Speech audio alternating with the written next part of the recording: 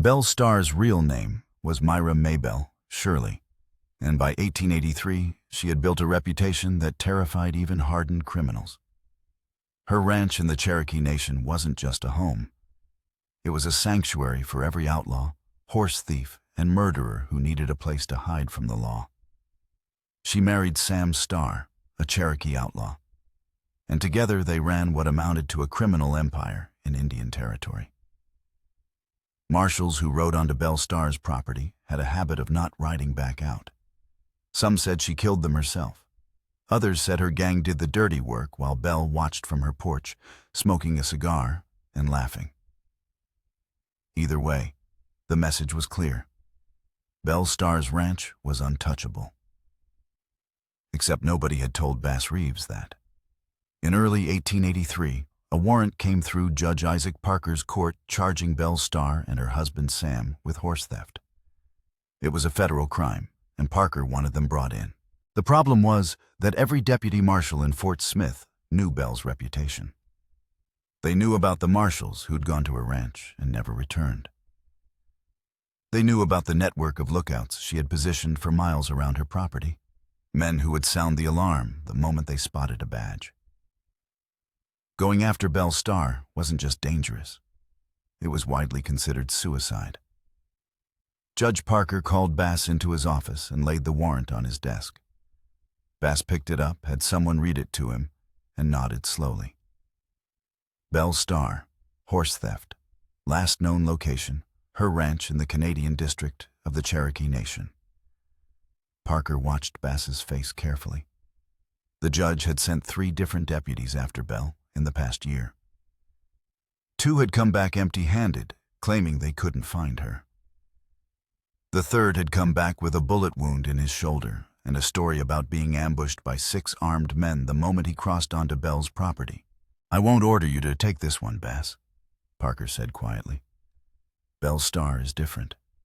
She's connected, she's protected, and she's not afraid to kill lawmen. If you want to pass on this warrant, I'll understand." Bass folded the paper and tucked it into his vest. "I'll bring her in, Your Honor. Might take some time, but I'll bring her in." What happened next depends on which story you believe. There are 2 versions of Belle Starr's arrest, and the truth probably lies somewhere between them. The first version, the one that became legend, says that Belle heard Bass Reeves had taken her warrant and immediately decided to surrender. She'd heard the stories about Bass. Everyone in the territory had.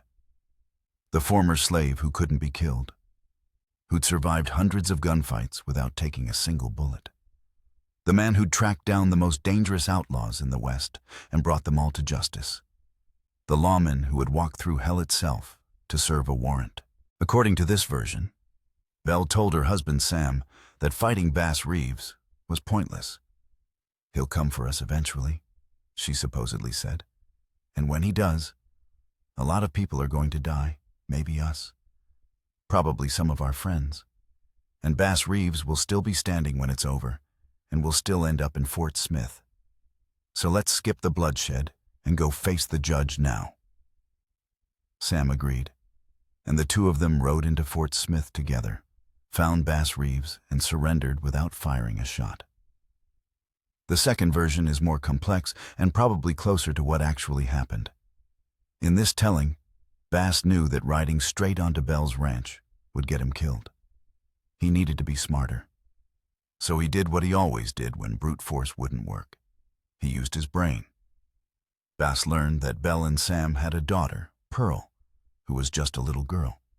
He learned that despite being outlaws, both Belle and Sam were devoted parents who would never abandon their child. And he learned that Belle and Sam occasionally left the ranch to visit friends or conduct business. But they always made sure Pearl was safely cared for before they went anywhere dangerous. So Bass sent word through intermediaries, people Belle trusted, that he had warrants for both her and Sam. He made it clear that he was coming for them one way or another. But he also made an unusual offer. If Belle and Sam would turn themselves in peacefully, he would give them 24 hours to arrange care for Pearl before taking them to Fort Smith. If they forced him to come get them, he'd arrest them whenever and wherever he found them. And Pearl would be left alone at the ranch with nobody to care for her. It was a brilliant play. Belle Starr might not have feared for her own life, but she feared for her daughter. The idea of Pearl being left alone because her parents were either killed or arrested in a sudden raid was unbearable. Belle talked it over with Sam. They could run, but Bass would find them eventually. They could fight, but people would die and they'd still end up in custody. Or they could surrender on their own terms, make sure Pearl was safe, and take their chances with Judge Parker. They chose surrender. But even in surrender, Belle Starr had to make a statement. When she and Sam rode into Fort Smith, Belle was dressed in her finest clothes, a velvet riding outfit with a plumed hat, expensive boots, and a silk scarf. She looked like royalty, not a prisoner. She found Bass Reeves outside the courthouse and rode right up to him, her head held high. "I hear you've been looking for me, Marshal Reeves," she said. Bass nodded. "Yes, ma'am. I have warrants for you and your husband." Belle smiled. That famous Belle Starr smile that had charmed outlaws and terrified lawmen. "Well, here we are. No need to go to all the trouble of hunting us down. Let's get this over with." Bass escorted Belle and Sam into the courthouse, where they were formally arrested and charged with horse theft. The courtroom was packed. Everyone wanted to see the Bandit Queen in chains. Everyone wanted to witness Bass Reeves bringing in the woman no other marshal could touch. The trial was presided over by Judge Parker himself. The prosecutor was W.H.H. Clayton, one of the toughest attorneys in the territory. The evidence against Belle and Sam was solid. Witnesses who'd seen them with stolen horses, bills of sale that were obvious forgeries, testimony from Creek and Cherokee police. Both Belle and Sam were found guilty. Belle was sentenced to 9 months in the Detroit House of Corrections in Michigan. Sam received a heavier sentence of hard labor. It was Belle's first and only prison term. She served it quietly, became a model prisoner, and was released after 9 months.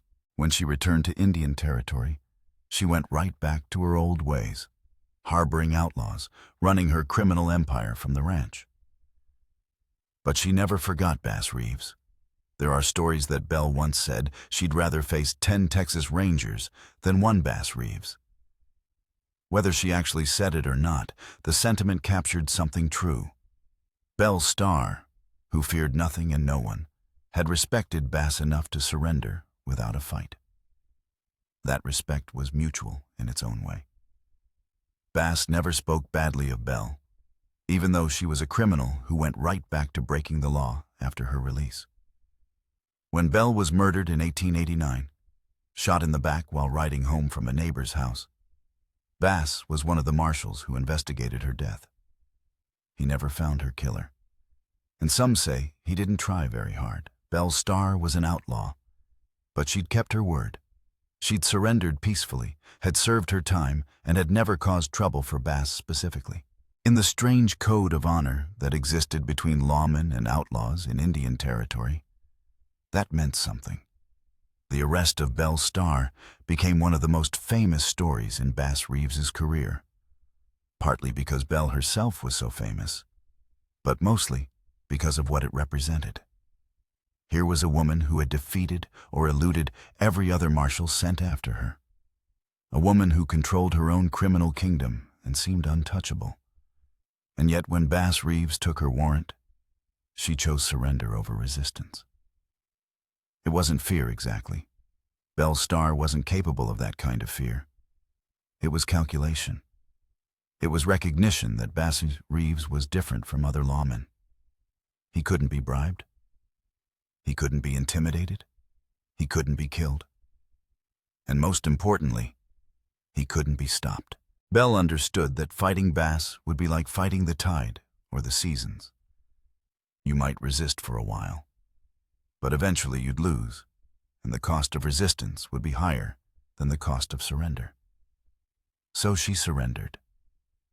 And in doing so, she added another chapter to the legend of Bass Reeves, the man even the Bandit Queen couldn't defeat. Years later, after both Belle and Bass were dead, newspapers would write about their encounter as if it were a showdown between titans. They'd embellish the details, add dramatic confrontations that never happened, turn it into a Western melodrama. But the truth was simpler and somehow more impressive. Bass Reeves didn't defeat Belle Starr with guns or violence. He defeated her with reputation, with strategic thinking, and with an understanding of what she valued most. He gave her a choice between pointless resistance and dignified surrender, and Belle, smart enough to recognize a losing game when she saw one, chose surrender. It was the first time the Bandit Queen had ever backed down from a fight. And it was the last time anyone in Indian Territory questioned whether Bass Reeves could catch anyone, no matter how dangerous, no matter how well protected, no matter how legendary their reputation.